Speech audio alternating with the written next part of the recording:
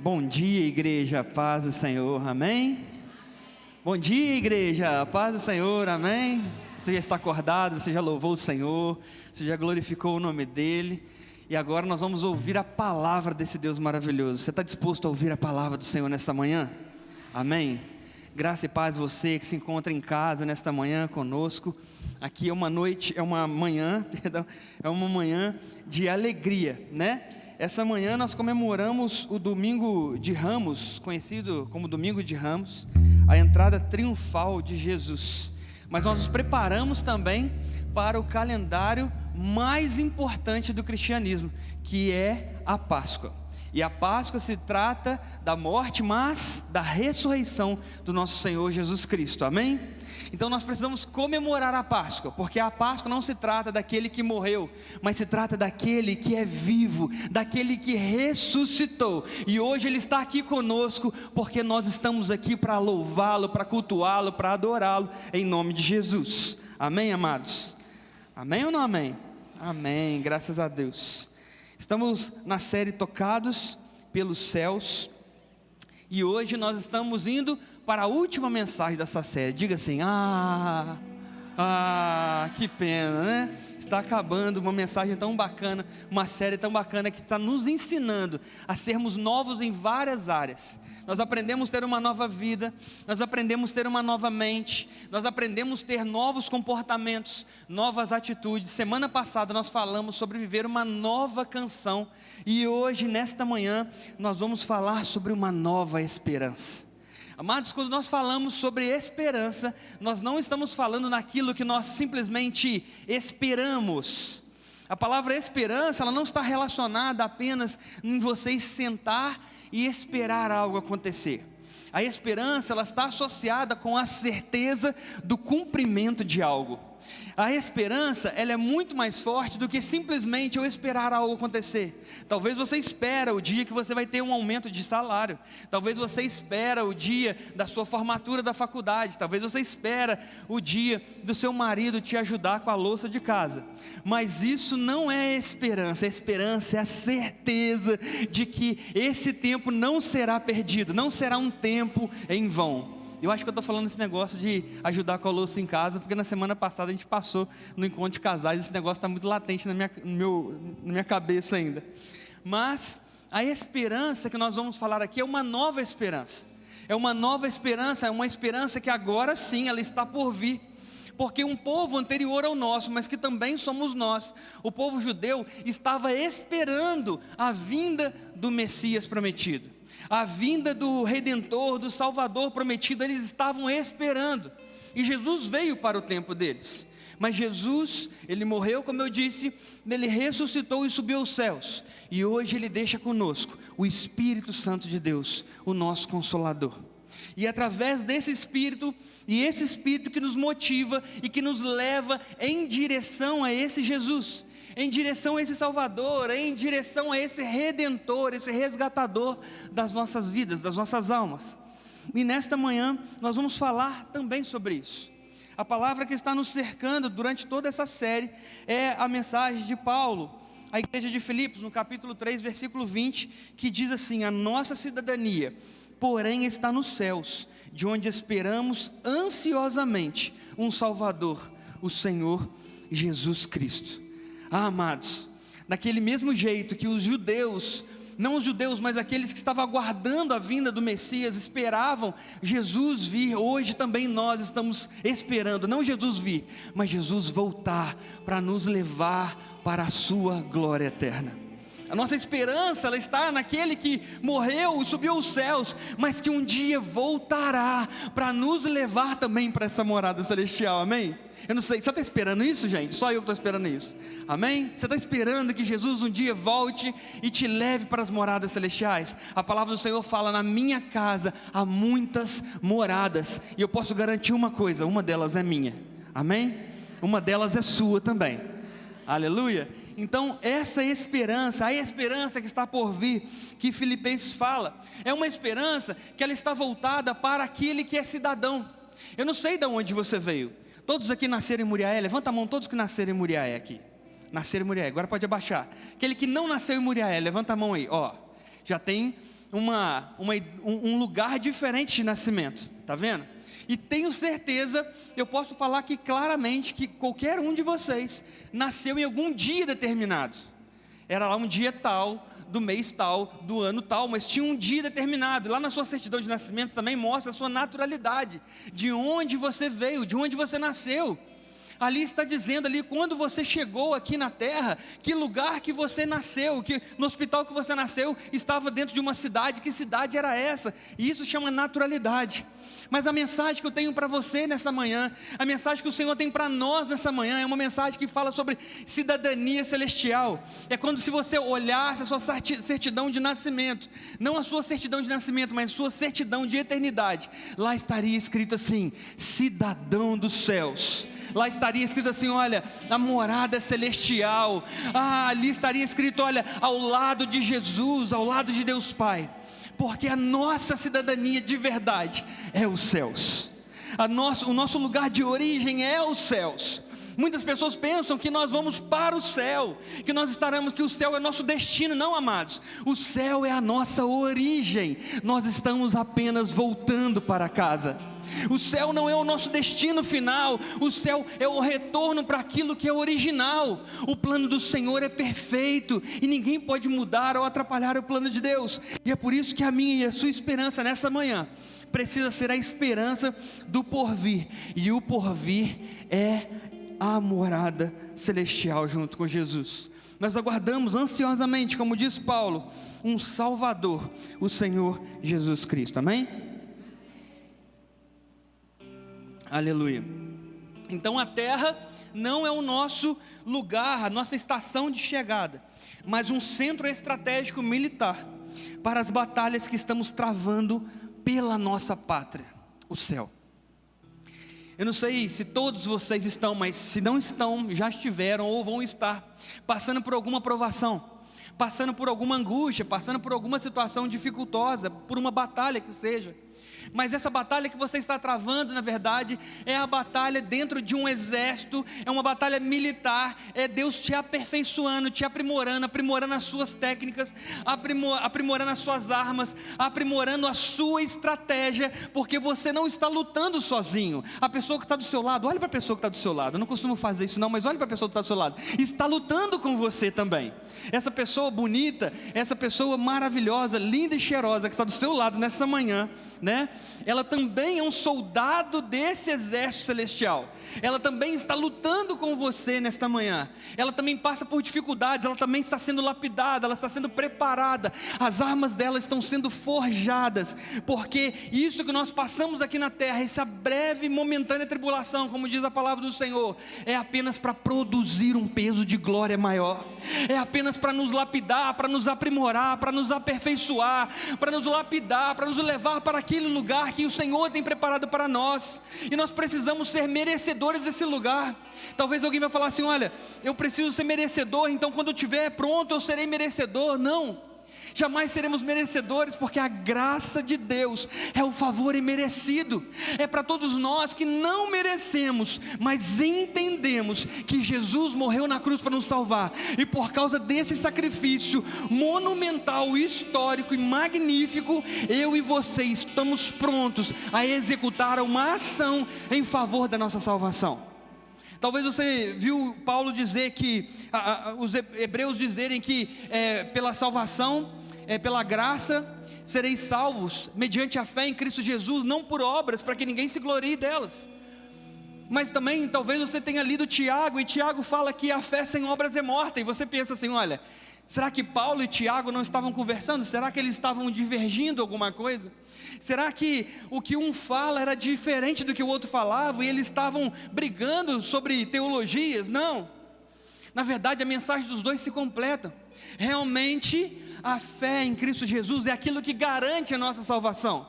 Mas Tiago complementa e fala, aquele que é salvo pela graça, aquele que já encontrou esse lugar, aquele que já entendeu, não consegue ficar mais parado, precisa agir de acordo com a vontade desse Deus que salvou, precisa caminhar e continuar caminhando de acordo com essa fé que o salvou, precisa continuar levando e caminhando com seus passos, trilhando esse evangelho e produzindo obras obras, porque isso, na verdade, é o resultado daquele que foi salvo. Olha, você não precisa fazer nada para ser salvo, apenas acreditar que Jesus Cristo é o Filho de Deus. Mas a partir do momento que você acredita e declara com a sua boca que Jesus é o seu Senhor, Jesus é o seu Salvador, único e suficiente, a partir de então você não consegue mais ficar estagnado, você não consegue mais ficar parado, você não consegue mais ficar no mesmo lugar, você tem a necessidade de continuar caminhando para a frente e divulgar esse Evangelho para todos os seus irmãos, para os seus amigos, para os seus familiares, para as pessoas da sua convivência, porque isso é a obra que o Senhor plantou no seu coração, porque essa mesma esperança que te vivificou no dia que você aceitou Jesus, agora ela é a parte da sua missão, levar essa esperança para aqueles que não têm, levar essa esperança para os desesperançados, para os desgarrados, para os perdidos. Amados, na época da pandemia, muitas vezes eu falei sobre isso, eu falei, olha, se para nós que temos Cristo, temos a nossa salvação garantida, acreditamos nisso, temos fé nisso, é difícil passar por esse momento de isolamento, imagina para aqueles que não têm Jesus, imagina para aqueles que não têm a esperança de respirar no próximo dia, imagina para aqueles que acreditam que possam estar mortos no próximo dia, que às vezes estão acamados, às vezes estavam com a ajuda de aparelhos em hospitais por causa do Covid. Se para nós que passamos também por essa tribulação, se para nós que muitos de nós também pegamos esse mal do Covid, e para nós, ainda que nós morramos, nós tínhamos a certeza, a esperança que estaríamos com o Senhor. Mas imagina para aqueles que não tinham o Senhor, imagina para aqueles que viviam a desesperança no lugar da esperança, daqueles que não sabiam o que aconteceria no próximo dia, daqueles que não sabiam em quem acreditar, aonde apostar as suas fichas, aonde se agarrar. Imagina aqueles que estavam vivendo a tribulação, o mar, as ondas bravias, e não tinham aonde se agarrar, não tinham bote salva-vidas, não tinha nada para se chegar perto, se agarrar, procurar. E aí que entra o texto que nós vamos ler agora na primeira carta de Pedro. Pedro está escrevendo uma carta agora para aqueles que estão na diáspora, para aqueles que estão peregrinando por toda a terra, por aqueles que agora foram enviados para pregar o Evangelho para outros povos. Pedro está falando diretamente agora com os gentios, convertidos ao cristianismo, para os cristãos que agora estão vivendo na Capadócia, vivendo em outros lugares, distantes dali, e Pedro escreve essa carta, como uma carta dizendo assim, olha, vocês vão viver tribulação, vocês vão viver momentos difíceis, mas se essa carta chegou até vocês, é porque o Evangelho é vivo ainda. Se essa carta chegou até vocês, é sinal de que esse Evangelho produziu algo que a gente não esperava, mas isso que a gente não esperava agora nos tornou a nossa esperança. E através dessa esperança vocês precisam viver pregando o Evangelho, ainda que no meio de tribulações, ainda que no meio de confusão, ainda no meio de açoites, ainda no meio onde que a fé de vocês tentará ser negada. E aí eu te convido a abrir a palavra do Senhor, mas abra e não feche, porque a gente vai precisar dessa palavra aberta durante toda essa mensagem. Em 1 Pedro, no capítulo de número 1, versículo de número 3, 1 Pedro 1, 3. Está sendo projetado aqui atrás, você que não trouxe a sua Bíblia, e diz assim a palavra do Senhor: bendito seja o Deus e Pai de nosso Senhor Jesus Cristo, que segundo a sua grande misericórdia, nos regenerou, diga, nos regenerou, para uma viva esperança, diga, viva esperança, mediante a ressurreição de Jesus Cristo dentre os mortos. Bendito seja Deus Pai de nosso Senhor Jesus Cristo, que segundo a sua grande misericórdia, nos regenerou para uma viva esperança em Cristo Jesus. A mensagem de hoje está baseada nessa nova esperança que Pedro fala. E se existe uma nova esperança, uma esperança viva, segundo Pedro, então quer dizer que existe também uma esperança morta. Existe uma esperança que não leva a lugar nenhum. Então o que Pedro está falando assim, olha, a viva esperança, na verdade é aquilo que nós precisamos acreditar, porque segundo a sua grande misericórdia, nos regenerou para ela. nós somos regenerados, ou seja, nascemos de novo para viver uma viva esperança. Então, se existe uma viva esperança, é sinal de que existe uma esperança também morta. E pastor, o que seria uma esperança morta? Como que uma esperança poderia ser morta? É simples. Muitas pessoas entendem que a esperança é algo parecido com a motivação, e não. A esperança e a motivação são coisas distintas. A esperança e a motivação são coisas separadas, isoladas, até parecem um pouco, mas não são. Tenho certeza que você já deve ter visto um filme muito antigo, chamado Titanic. Quem viu Titanic aí na sua vida? Todo mundo já viu Titanic, né? Levanta a mão quem não viu Titanic nunca. Nunca viu Titanic? Meu Deus! Algumas pessoas nunca viram Titanic. Titanic foi um filme, é claro que é um filme, é uma ficção, a parte do romantismo é uma ficção, para nos envolver nesse drama, mas na verdade conta a história, algumas histórias reais ali, a história do naufrágio é uma história real. Titanic, para quem nunca assistiu, é a história de um navio, o MRS Titanic, e ele naufraga no dia 15 de abril de 1912, de Southampton até Nova York. Ele estava fazendo uma viagem inaugural, por sinal, e estaria chegando na manhã do dia seguinte em Nova York, e essa viagem ali, ela tem sido desafiada. E naquele lugar ali, você que já viu o filme sabe que tem dois personagens principais, o Jack Dawson e a Rose, e esses personagens eles vivem um romance em cima daquela história toda ali, mas o naufrágio é real. Algumas histórias daquele filme são histórias reais, são histórias relatadas, são histórias verídicas. E uma das histórias verídicas que mais me chama a atenção, e que é essa história que eu quero trazer para você aqui nessa manhã, é a história dos músicos que tocavam até o fim de tudo.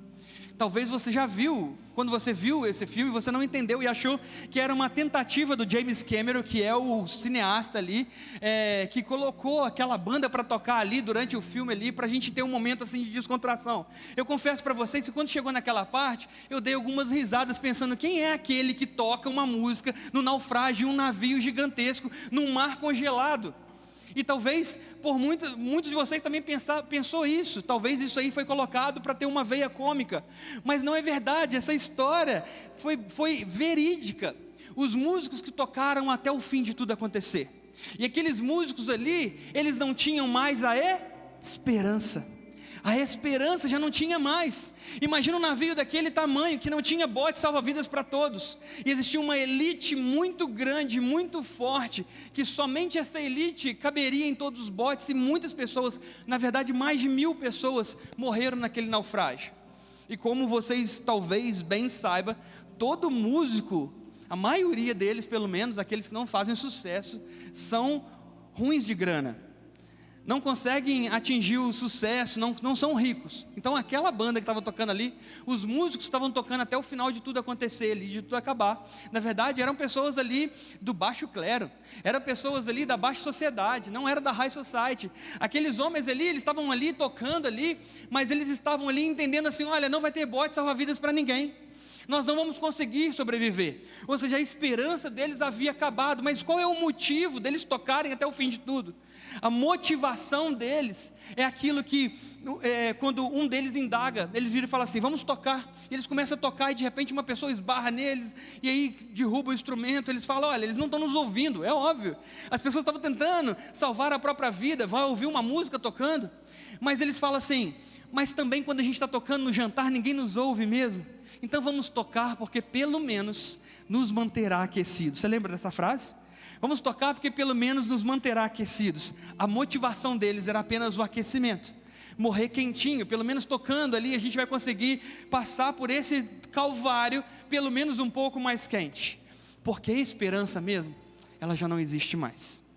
Então uma esperança viva é diferente, muito diferente de uma esperança morta. Talvez a esperança a esperança morta é aquela esperança onde eu aposto todas as minhas fichas, mas não dou em lugar nenhum.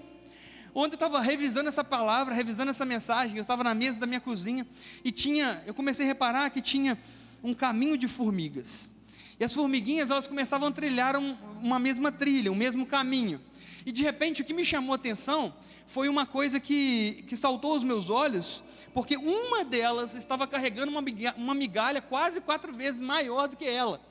E ela estava carregando essa migalha, mas ela não estava mais naquela rota. Ela não estava mais na direção daquele caminho. Talvez ela se arriscou e foi para um lugar diferente para alcançar aquela migalha maior, mas ela também perdeu a rota. Então, a esse exemplo dessa formiguinha, com certeza, qualquer um que olhasse para ela falaria assim: olha, motivação essa formiga tem, porque ela está carregando algo maior do que ela e levando nas costas um peso quase 3, 4 vezes maior do que ela. Motivação não falta aquela formiga, mas ela também não tem destino mais. Ela tem a motivação, mas ela não tem esperança mais de voltar para o formigueiro, porque ela pegou uma rota diferente da rota que conduzia ela para o lugar do formigueiro. Você já teve a curiosidade, quando você não tinha nada para fazer, de ficar olhando o trajeto das formiguinhas? Quem é doido igual eu, assim, que fica olhando para o trajeto das formiguinhas? Ah, graças a Deus, não sou doido sozinho. Eu reparo uma coisa, não sei se você que repara também vê isso, eu não sei como que a primeira formiga sai de um lugar e vai para o formigueiro, isso eu não consegui pegar, mas depois que a gente já vê que tem um caminho de formigas, uma coisa que a gente percebe que as outras que estão voltando na direção contrária, elas encostam a anteninha e parece que elas se comunicam: ó, é esse o caminho mesmo, e continua nessa rota, hein? E continua caminhando, não é assim que parece? Que elas vão assim, se encontram, parece que elas conversam, é aqui mesmo, e elas vão mantendo essa comunicação ativa, enquanto tem alimento lá, para não perder nem a rota e nem o estoque de alimento. Parece que é isso que acontece. Mas quando eu vi aquela formiguinha, o que eu pensei? Ninguém vai chegar nela para avisar que ela está fora do caminho, porque para alguém chegar nela para avisar que estava fora do caminho, teria que sair também da rota, e eu acredito que nenhuma delas estaria disposta para isso. A motivação daquelas outras estava sim na comida, mas elas tinham a esperança de levar a comida para o formigueiro. Aquela outra agora havia perdido a esperança. Pastor, mas está sendo muito lúdico, muito romântico. Não, amados, muitas vezes nós pegamos coisas grandes e levamos para um lugar que não leva a lugar nenhum. Muitas vezes nós tentamos buscar coisas grandes, somos motivados a fazer coisas que na hora que a gente vai parar para analisar, não vai dar em lugar nenhum. Imagina você que tirou férias agora. Eu estou voltando de férias com a minha esposa, e aí quando você recebe as férias, você pega o dinheiro, coloca aquela bolada no bolso, você pega o seu carro, enche de gasolina, coloca as malas, prepara tudo, calibra o pneu, confere o óleo, no meu caso faz o motor do carro, coloca o carro na oficina, fica um tempão lá, e aí quando você entra no carro e pega, liga o carro e sai, alguém vira para você e fala assim: beleza, e para onde nós vamos? Eu não sei, vamos acelerando e vamos andando, ver onde que vai dar. A motivação das férias está ali, mas a esperança de chegar não existe, porque não existe destino. A palavra que o Senhor quer me dar e dar para você nesta manhã é que o destino em Jesus é sempre certo. O destino em Jesus é sempre certeiro. A sua motivação de viver o Evangelho às custas das provações não te levará para um lugar desesperançoso, mas pelo contrário, te levará para um lugar de esperança, a um lugar onde o Senhor está nos esperando chegar, um lugar onde a esperança não é algo que eu vou lá receber, mas o próprio Jesus é a esperança da nossa salvação. Se você tem Jesus como a sua esperança, pode ficar tranquilo, pega a sua migalha grande, mas vai para o caminho que Ele te chamou para trilhar, vai para o lugar que Ele te convidou para caminhar, porque Ele é a nossa esperança, é Jesus que é a nossa esperança. Então a Bíblia, ela não é um livro motivacional, mas é um livro esperançoso. A Bíblia não é motivacional, ela é esperançosa. E eu sei que você sabe também, que eu sei que nós sabemos juntos, que existem vários pregadores que são coaches no nosso tempo, e utilizam a Bíblia como mensagens motivacionais. E é lógico que existem muitas mensagens motivacionais na Bíblia, mas aquele que utiliza este livro aqui somente como um livro motivador, vai ser motivado por algum tempo sim, mas depois não vai saber o que fazer. Se não entender que este livro aqui, você lê na presença do autor, você não vai chegar em lugar nenhum. Na verdade, a Bíblia é o único livro que a gente lê na presença do autor. O Espírito Santo está do nosso lado, aquele que escreveu, aquele que inspirou os homens para escrever, agora está do nosso lado, nos inspirando para ler e entender a sua mensagem. Então, quando nós estamos entendendo que esta Bíblia, essa palavra, a palavra de Deus, ela não é apenas motivacional, ela tem sim aspectos motivacionais, mas ela na verdade, ela é esperançosa. Você tem um motivo para ler a palavra, é a palavra do nosso Deus, na presença, na pessoa do Espírito Santo, que eu e você juntos, vamos desenrolar esse rolo, e vamos entender o que Jesus quer falar para nós, amém? Amém ou não amém? Amém. Aleluia, glória a Deus. em Romanos 10, 9 a 10, diz assim, vamos aprender com o apóstolo Pedro, diz assim, se você confessar com a sua boca que Jesus é o Senhor e crer em seu coração que Deus o ressuscitou dentre os mortos, será salvo, pois com o coração se crê para a justiça, e com a boca se confessa para a salvação. O que a palavra está dizendo para mim e para você nessa manhã? É que a gente entende que Jesus é o nosso Salvador, e a gente crê com o nosso coração, mas nós precisamos também declarar com a nossa boca, para viver essa esperança a partir de agora. É isso que a palavra está querendo dizer para mim e para você. Quando Paulo escreve a Roma, ele está escrevendo a uma igreja e está dizendo assim, olha, a esperança sim, a totalidade dela é no porvir, mas ela começa agora, à medida que no seu coração você crê em Jesus, e na sua boca você o confessa como seu único e suficiente Senhor e Salvador. Amados, todos nós que estamos aqui entregamos nossa vida para Jesus, eu espero. E se você não entregou sua vida para Jesus, ou se você se afastou dele, hoje, nesta manhã, é o momento de você se reconciliar com Ele. É o momento de você entregar a sua vida a Ele. É o momento de você iniciar essa trajetória de esperança, porque não dá para caminhar sem esperança. Aquele que caminha sem esperança, caminha num sentido qualquer. E eu gosto de dizer isso, aquele que não sabe o caminho, qualquer caminho serve. Aquele que não sabe onde quer chegar, qualquer caminho atende. E nós estamos aqui não caminhando de qualquer jeito, mas caminhando na rota que o Senhor nos chamou para caminhar, porque essa rota vai nos levar em direção a Jesus Cristo, e é voltarmos para a cidade santa, voltarmos para a cidadania celestial, para a morada do nosso Altíssimo. É para esse lugar que vamos chegar. Então, a primeira coisa, coloque suas expectativas em Deus. A palavra do Senhor em 1 Pedro 1,4 diz, para uma herança que jamais poderá perecer, macular-se ou perder o seu valor, herança guardada nos céus para você. Eu sei que você sabe que a herança é aquilo que é alcançado, aquilo que é conquistado após alguém vir a falecer. Não dá para alcançar a herança de alguém que ainda está em vida, porque aquilo faz parte das posses daquela pessoa. A herança, ela é tratada como algo que a gente recebe, que os herdeiros recebem, quando aquela pessoa que é dona de todas aquelas posses, vem a falecer. Mas a Bíblia, no Antigo Testamento, trabalha essa herança por várias vezes, como a terra prometida de Canaã. Como a terra prometida, como sendo a herança do nosso Deus vivo, a herança do nosso Deus que nos salvou, que nos preparou para essa terra. Então, nessa mensagem a gente pode entender uma coisa muito interessante. Se o nosso Deus é vivo, amém? Nosso Deus é vivo, amém? Se o nosso Deus é vivo e nos preparou uma herança, a herança dele é diferente, porque nós podemos desfrutar ainda em vida.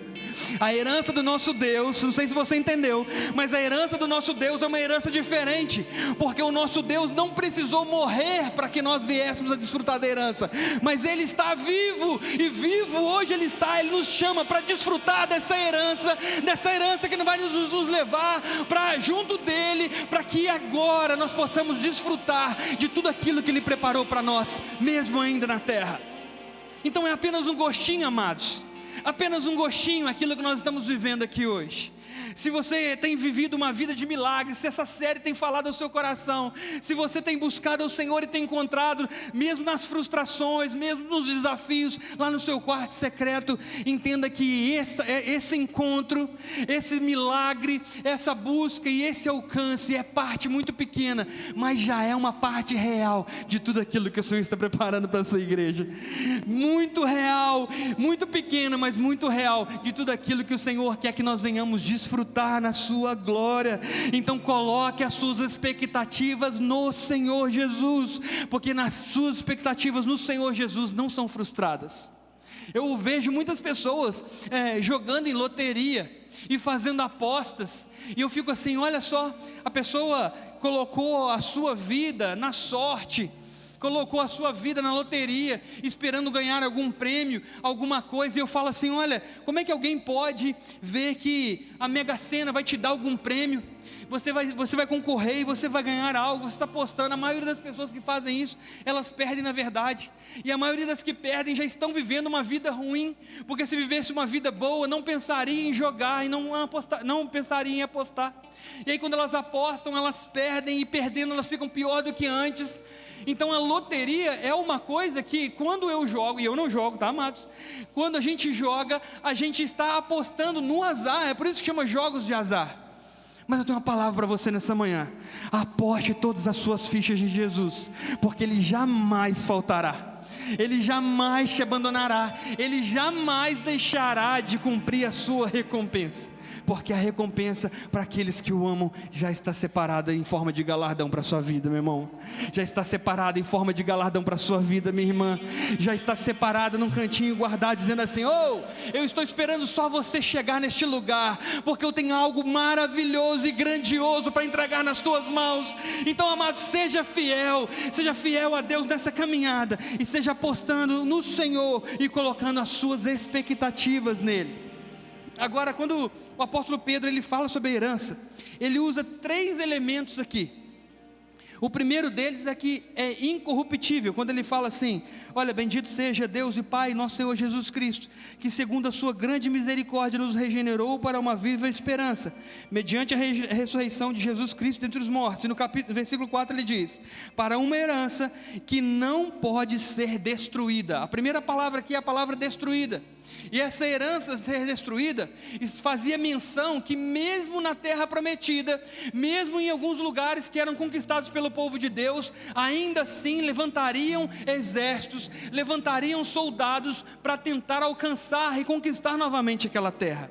A palavra do Senhor está dizendo assim, que quando nós olhamos para essa terra, e a nossa esperança está em Cristo, a nossa esperança está na morada celestial, nenhum outro povo pode se levantar para tomar aquilo que já é seu. Você está entendendo isso nessa manhã?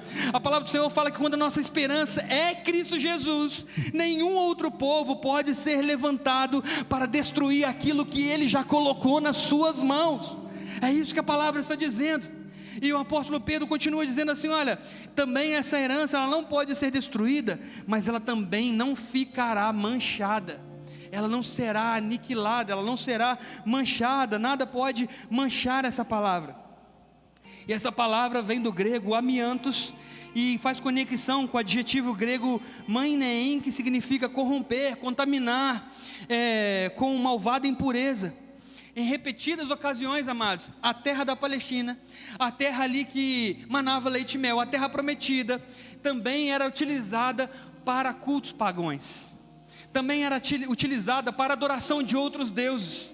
Então mesmo o povo de Deus, já estando ali sediando aquela terra, já estando morando naquela terra ali, muitos deles ainda não se convertiam, ou então se convertiam a outros deuses, ou então barganhavam a fé entre o Deus Altíssimo e outros deuses que poderiam fazer alguma coisa.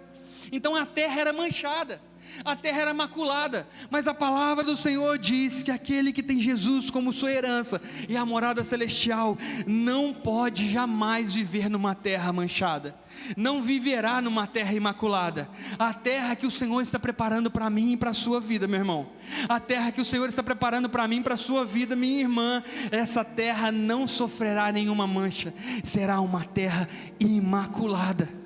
Você está entendendo o que eu estou falando? É uma terra que não pode ser destruída, e é uma terra que não pode ser manchada. E ele termina dizendo que não murcha, e que está reservada nos céus para vocês. E aqui a palavra que ele está usando é o aspecto de uma flor. E não somente Israel, mas qualquer lugar no planeta Terra que você tem uma flor e você não cuida dela, com o tempo ela murcha. A palavra do Senhor fala que esse lugar é um lugar onde não murcha, porque ainda que você não cuide, o Senhor está cuidando. Ainda que você não tenha a habilidade de cuidar, fique tranquilo, porque essa habilidade é aqui terrena, mas nos lugares celestiais é Ele que cuida, é Ele que preserva. É uma flor que jamais murcha, ela está sempre viva ao lado de um Deus sempre vivo e majestoso. A palavra do Senhor, ela vai dizer, o apóstolo Pedro vai informar que essa herança na verdade é Jesus Cristo. Não é algo que Jesus Cristo vai te dar, amados, Muitas pessoas, às vezes a gente entende que a herança é como um galardão, é algo que eu vou conquistar e eu vou dominar, eu vou ter posse daquilo, eu vou colocar debaixo dos braços, eu vou caminhar com aquilo. Não, a palavra do Senhor é clara dizendo que a herança é o próprio Jesus Cristo. A herança é o próprio Deus ressurreto. Essa herança é algo maior do que as coisas, mas é o Deus de todas as coisas. Essa é a herança que o Senhor, que a Bíblia, que a palavra de Deus promete para aqueles que forem fiéis, mesmo passando por tribulação. Promete para aqueles que não se desesperarem, mas usarem da esperança como uma arma forte, como algo forte para ajudar na sua caminhada, para um dia receber essa promessa. O apóstolo Pedro diz ainda sobre lutar as batalhas de Deus. Então, uma das coisas que a gente precisa fazer para ter essa esperança viva também, além dessa que nós já comentamos agora, é lutar as batalhas de Deus. Muitas vezes nós tentamos lutar as nossas batalhas e colocamos lá como se fossem batalhas de Deus. Você já reparou isso? Muitas vezes nós lutamos as nossas batalhas e assinamos lá assim: o autor dessa batalha é Deus, e às vezes nem foi Deus que te levou para essa batalha. Eu sempre costumo dizer com a minha esposa, eu falo assim: existem desertos que Deus nos coloca, e todo deserto que Deus nos coloca é para nos aprimorar, mas existem desertos que nós mesmos projetamos, existem desertos que nós mesmos cavamos, e aí nós vamos passar muito mais tempo, porque não foi Jesus que nos levou para lá, a gente que procurou aquele lugar. A pastora, no início antes dessa mensagem, no momento de generosidade, ela falou sobre Agar, e Agar é um exemplo de duas fases de Agar. A primeira fase é a fase onde o deserto, ela sai de casa por livre e espontânea vontade, ela sai, e nesse lugar ela cria o próprio deserto dela, mas a segunda vez o Senhor fala: vai, porque agora eu estarei com você. O deserto que o Senhor nos leva é o deserto que as mãos do Senhor não nos decepcionam. O deserto que o Senhor nos leva é o deserto que as mãos do Senhor permanecem constantes em nossa vida. Mas o deserto que eu e você projetamos, criamos e começamos a caminhar nesse deserto, muitas vezes nós estaremos lá sozinhos. Então lute as batalhas de Deus. 1 Pedro 1,5 diz que mediante a fé são protegidos pelo poder de Deus, até chegar à salvação, prestes a ser revelada no último tempo. Amados, quando nós lutamos as batalhas de Deus, o Senhor protege a nossa caminhada. Entendeu isso? Quando nós lutamos a batalha do nosso Deus, o Senhor nos protege durante a nossa caminhada. Eu e a pastora Natasha, nós vivemos debaixo dessa promessa, você sabia? Quando o Senhor chamou ela e depois quando o Senhor me chamou, Ele disse para nós: olha, enquanto vocês estiverem lutando as minhas batalhas, eu estarei cuidando das suas. Enquanto vocês estiverem vivendo o meu chamado, eu estarei cuidando da sua família, porque o meu maior medo era a itinerância, o meu maior medo é sair da minha terra, o meu maior medo é deixar minha família, o maior medo dela é deixar os pais, a família, deixar abandonada, e o Senhor garante essa promessa, e é por isso que hoje estou em cima desse altar falando para você aqui: olha, lute as batalhas do Senhor, porque elas são batalhas sim, mas elas são a certeza da vitória. Quando a gente luta a nossa própria batalha, sem o consentimento de Deus, muitas vezes nós somos frustrados, mas quando nós aniquilamos a nossa vontade, lutamos a vontade de Deus, lutamos a batalha de Deus, o Senhor preserva a nossa identidade, o Senhor preserva o nosso caráter, o Senhor preserva a nossa família, o Senhor preserva os nossos sonhos, os nossos ideais, e Ele não deixa que o Satanás venha tocar em nada. Então lute as batalhas do Senhor, e não lute as suas batalhas. Sabe, uma vez no início da minha conversão, quando eu li aquele texto que a gente receberia todas as coisas de acordo com o nosso coração, né? Que a gente busca o Senhor e Ele satisfará os desejos do nosso coração. Eu entendia que tudo que eu pedisse em nome de Jesus, eu receberia. E eu comecei a pedir várias coisas. No início da conversão a gente é meio assim, né? Meio fanático, meio idiota. Mas eu comecei a pensar e falava assim: tudo que eu queria pedir em nome de Jesus.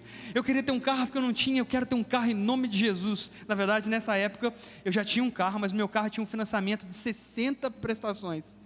E eu recebia 630 reais de salário, e a minha prestação era de 571. 630 de salário e a prestação de 571. Por quê? Porque antes da minha conversão, eu fiz aquilo que a maioria das pessoas que não tem Jesus fazem: mente o salário, para alcançar alguma coisa maior, um financiamento. Imagina, a prestação tinha que ser 30% do valor do meu salário, era quase 95%. Então eu escolhia se eu andava de carro ou se eu comia. Então eu comecei a andar de carro com o dinheiro do Vale Transporte, naquela época era Vale Transporte, e eu comecei a comer arroz e ovo num dia e arroz e salsicha no outro. E eu estava vivendo nessa caminhada, achando que isso era algo maravilhoso que eu tinha conquistado. As pessoas que não conheciam o meu sofrimento olhavam e falavam assim: olha lá, o Felipe agora está de carro e está andando, está prosperando. E quando eu converti, eu percebi aquilo que Paulo percebeu, que todas as coisas que ele tinha conquistado até no dia de hoje, ele poderia reputar, ele poderia considerar como perda, porque Jesus era maior do que todas essas coisas.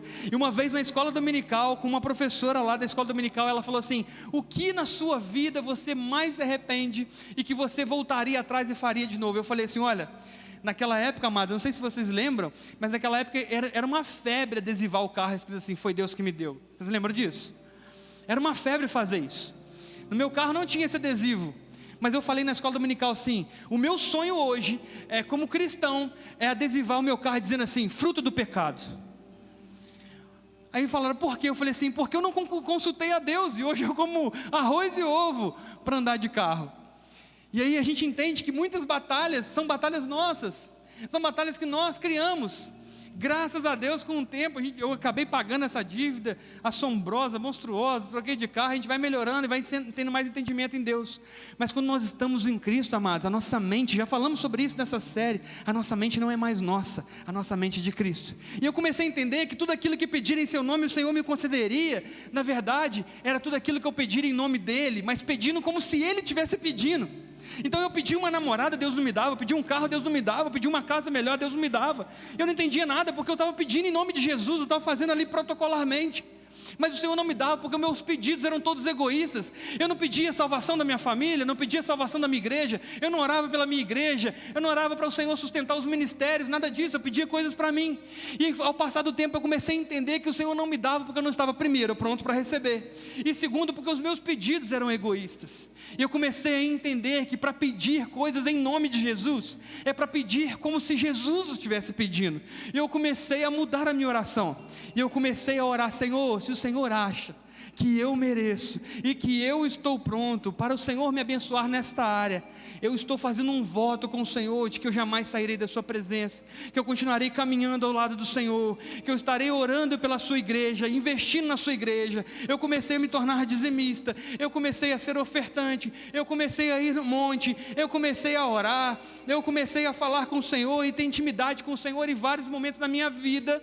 E aí eu fui percebendo que o Senhor foi me abençoando à medida do tempo, porque eu primeiro busquei o reino de Deus e as demais coisas me foram acrescentadas na jornada. Está duvidando de mim, meu irmão? Está duvidando de mim? Só olha para lá, vê se eu não conquistei. Olha ali, coisa mais linda do mundo, né?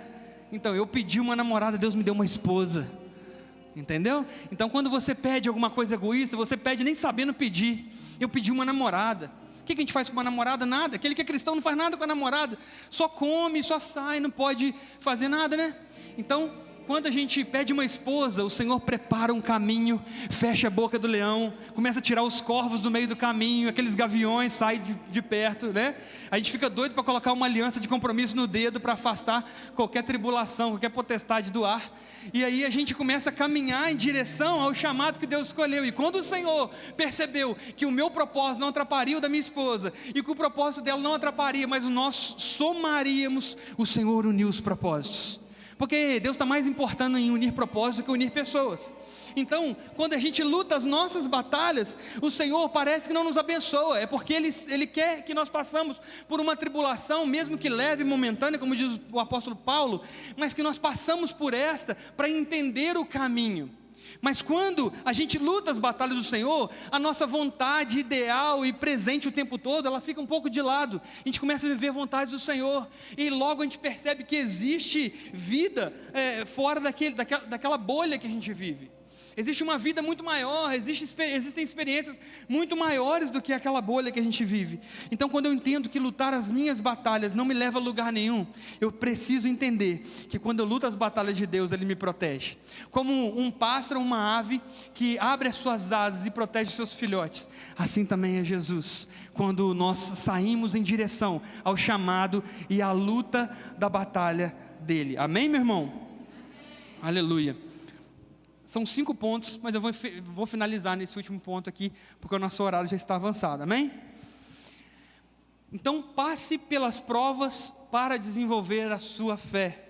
Em 1 Pedro, versículo 6, 1 Pedro capítulo 1, versículo 6 diz: exultem, ainda que agora, por um pouco de tempo, devam ser entristecidos por todo tipo de provação. Exultam, ainda que agora, por um pouco de tempo, devam ser entristecidos por todo tipo de provação. Aqui existe uma palavra que a gente, quando lê, parece que Pedro é um pouco maluco, né? Pedro é um pouco doido. Exultar na provação, exultar na tristeza, exultar na provação, exultar na moenda, exultar no momento de lamaçal. Como que pode ser isso?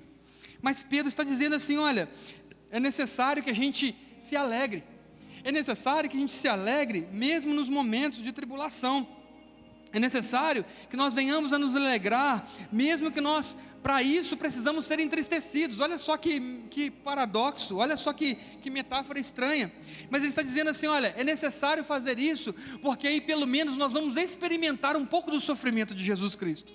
Eu não sei se você sabe, mas naquele tempo, ali depois que Jesus tinha morrido e ressuscitado e ascendido aos céus, os cristãos ali que começavam a caminhar de acordo com o evangelho da graça de Jesus, eles se exultavam de sofrer pelo menos um pouco do sofrimento de Jesus. Se você for para Atos e começar a ler Atos, você vai ver que existem várias passagens ali, onde os apóstolos eles são açoitados, e quando eles voltam do açoite, a Bíblia não fala que eles voltam chorando, que eles voltam reclamando, que eles voltam falando assim, poxa, eu aceitei Jesus, agora eu estou sendo açoitado, não quero mais isso não, a Bíblia não fala isso, mostra que eles voltam alegres, exultando, dizendo assim, olha, nós somos açoitados. Sabe o que quer dizer isso? Nós já começamos a viver uma parte grandiosa do legado de Jesus, ou seja, nós podemos agora dizer que nós pelo menos experimentamos um pouco do sofrimento do Pai, ou seja, nós estamos cada vez mais perto de Jesus, nós estamos cada vez mais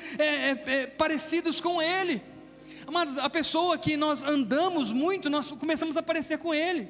Já reparou, seu amigo, seu melhor amigo, você começa a andar, daqui a pouco a sua mãe fala assim, você está igual fulano, não é? Porque quanto mais a gente anda com uma pessoa, mais a gente começa a fazer coisas relacionadas com essa pessoa. Eu, quando não era casado, eu não falava igual criancinha, mas quando eu estou com minha esposa, né? A gente não faz isso? Homem feito, vai dizer que você não faz, para com isso. Todo mundo faz, todo homem faz, todo homem casado faz, né? Você pode até não admitir aqui, mas você faz. Você fala daquele jeitinho macinho com a sua esposa, fala que eu sei. Então, a gente começa a se parecer com a outra pessoa, a gente começa a ter atitudes, a gente começa a ter trejeitos parecidos com esse. Jesus quer que você caminhe com Ele para ser mais parecido com Ele também. Jesus quer que você comece a caminhar com Ele, para que a sua caminhada comece a revelar sinais e vestígios do caráter e da identidade dEle em você e em mim.